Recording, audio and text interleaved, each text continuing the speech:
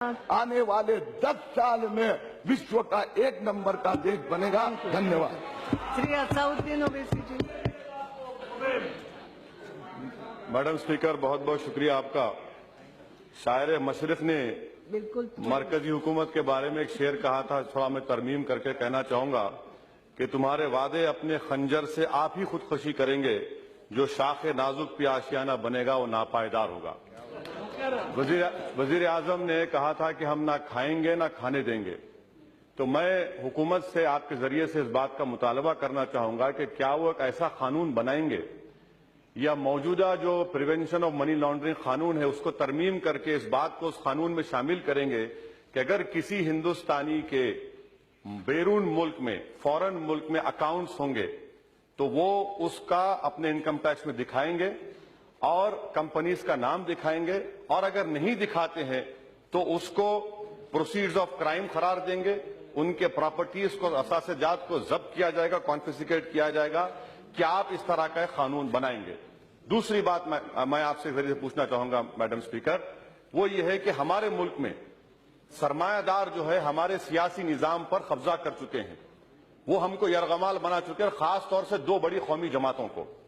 उसका यहां पर जो बहस हुई, कोई इस बात का शायद ही कम लोगों ने मुतालबा किया कि पार्टिसिपेटरी नोट्स पर, मैं कह रहा हूं कि उस पर बैन लगाइए। सबसे बड़ा खतरा इस मुल्क की सालिमियत को इन पार्टिसिपेटरी नोट्स से है, और मॉरिशस से पैसा यहां पर आता है, कोई ये नहीं पूछता कि भैया वो किसका पैसा है, कौन इसका पैसा है, इसका नाम क्या है, और यहां पर आकर पार्क कर दिया जाता है। आज हम जानते हैं कि इराक में एक बगदादी बैठा हुआ है जिसने $80 मिलियन का पैसा कमाया है। अगर वो कंपनी बनाएगा मॉरिशस में और पैसा स्टॉक एक्सचेंज में डालेगा, हमारा स्टॉक एक्सचेंज को भी खराब तबाह कर सकते हैं, मुल्क में दहशतगर्दी का भी पैसा आएगा। तो फिर क्या आप पर जिम्मेदारी आयद नहीं होती कि आप मुल्क की सालिमियत को और मुल्क को जो खतरा है दहशतगर्दों से, उनको बचाने के लिए मुतालबा करता हूं कि पार्टिसिपेटरी नोट्स पर बैन लगाइए, और जो कंपनीज और ट्रस्ट इन्वेस्ट करते हैं उनका नाम मालूम करवाइए। तीसरी बात मैं पूछना चाहूंगा कि HSBC से जो नाम आए हैं वो फ्रांस के फ्रांसीसी नेशनल ने हमको दिए हैं। यहां पर मरकजी हुकूमत ये कहती है मैडम कि डबल टैक्सेशन अवॉइडेंस एग्रीमेंट है, एक फ्रांसीसी नेशनल ने, हमारा एग्रीमेंट फ्रांस हो सकता है मगर वहां से आए अकाउंट स्विट्जरलैंड के हैं, स्विट्जरलैंड की हुकूमत ने या बैंक ने हमको नहीं दिया, तो आपको नाम का इंकशाफ करने कौन रोक रहा है? लिechtenstein बैंक जर्मनी से अलग है, अलहदा इंडिपेंडेंट मुल्क है। लिechtenstein बैंक के नाम हम दे सकते, आवाम के सामने ला सकते, हुकूमत कतरा रही है। और 4 अक्टूबर 2011 को सुप्रीम कोर्ट का जजमेंट का हवाला दिया जा रहा है। मैं वजीर फाइनेंस से आपके जरिए पूछना चाहूंगा कि अक्टूबर 2014 में आप क्यों गए सुप्रीम कोर्ट को कि 2011 का जो सुप्रीम कोर्ट का फैसला है उसको तरमीम की जाए? क्या सुप्रीम कोर्ट ने नहीं कहा था पैराग्राफ नंबर 56 में, 71 में, 72 में कि ये तमाम चीजें गलत हैं, आप नाम दे सकते? मेरा 5वां मुतालबा हुकूमत से यह है कि अभी हमारे मुंबई से जो सांसद है बड़ी अच्छी बात कह रहे थे, मैं आपके जरिए पूछना चाहूंगा मैडम कि सिंगापुर में बायोमेट्रिक्स नामी कंपनी ने सिर्फ 45 लाख का अकाउंट खोला सिंगापुर में। ICICI बैंक ने उसको बगैर कोई कोलैटरल के 6,500 करोड़ का लोन दिया, और 2011 में 6,500 करोड़ रुपये यहां पर हिंदुस्तान को आया। किस कंपनी में गया? जो KG D6 में हमारी गैस तलाश कर रही है। वहां से सिंगापुर के हाई कमीशन लेटर लिखा 2011 में कि मालूम करिए इतना बड़ा पैसा आ रहा है। क्या यह हुकूमत जो वादा करती है, ऐलान करती है कि हम ना खाएंगे ना खाने देंगे, क्या वो गोदावरी में KG D6 में जिन्होंने पैसा खाया, मुल्क का पैसा है, क्या उनके खिलाफ एक्शन लेंगे आप? मैडम, अगर मैं गाड़ी के लिए लोन अप्लाई करता हूं तो ICICI बैंक मुझे लोन नहीं देता, उसके पास ना कोई ऑफिस, ना कोई कोलैटरल, ना कोई इक्विटी, 6,500 करोड़ का लोन दे दिया गया।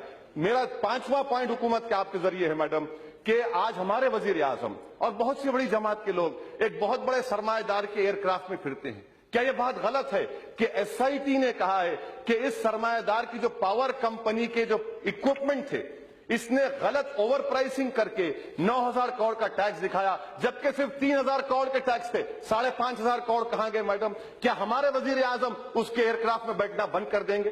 क्या हमारे बरबसरे जमात के लोग उसको दूर कर देंगे? अगर आप ऐसा कर सकते हैं तो जरूर करिए। मैं आपके जरिए से पूछना हो गया। वजीर आजम पढ़ने के रास्तों पर मैडम देखिए मेरी बात, निशिकांत दुबे उस ओहदे में नहीं, निशिकांत दुबे साहब, मैं अदब से कह रहा हूं मैडम, उनके जरिए से मैं फकीर आदमी हूं, मैं खलंदर हूं, मैं रोड पे चलने वाला हूं, आप हवाई जहाज उड़ने वाले हैं, भाई उड़िए, हम कहाँ हैं आप आगे मैडम? बोलिए। मैं अपनी बात को खत्म कर रहा हूं मैडम। ये दो अहम मिसालें आपके सामने दे रहा हूं, KG-D6 का और ये पावर कंपनी का। ये आपके लिए चैलेंज है। अक़वाम मुत्तहिदा के यूनाइटेड नेशन का जो कन्वेंशन है, आर्टिकल 14, 23, 40, 46, 52, क्या आप इसको शामिल करेंगे? या आप मुल्क को गलत बावर करा रहे हैं? आखिरी बात मैडम, हमारे हिमाचल प्रदेश के रुकने पार्लियामान ने कल कहा था करप्शन के बारे में। मैं उनसे पूछना चाह रहा हूं, भैया IPL का क्या है? IPL क्या है? ये IPL क्या, ये ब्लैक मनी का हिस्सा नहीं है? IPL को क्यों नहीं बर्खास्त करते? सुप्रीम कोर्ट में मुद्दल रिपोर्ट आई, मरकजी हुकूमत ने क्या जवाब दिया? कुछ जवाब नहीं दिया।